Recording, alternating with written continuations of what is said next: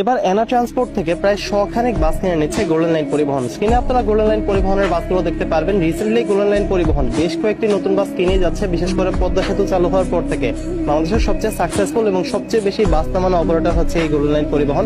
যারা হানিফার বলেন কিংবা অন্যান্য যে কোনো অপারেটর বলেন, যেখানে পুরান ওয়ানজে বাস কিংবা ভালো কোয়ালিটির ওয়ানজে বাস পাচ্ছে সেগুলো কিনে নিচ্ছে। অফিসিয়ালি প্রায় 80 ইউনিট হিরো ওয়ানজে বাস নিয়েছে বলে তারা জানানো যাচ্ছে বিভিন্ন বাস লাভিং গ্রুপে। তবে এখনো পর্যন্ত এই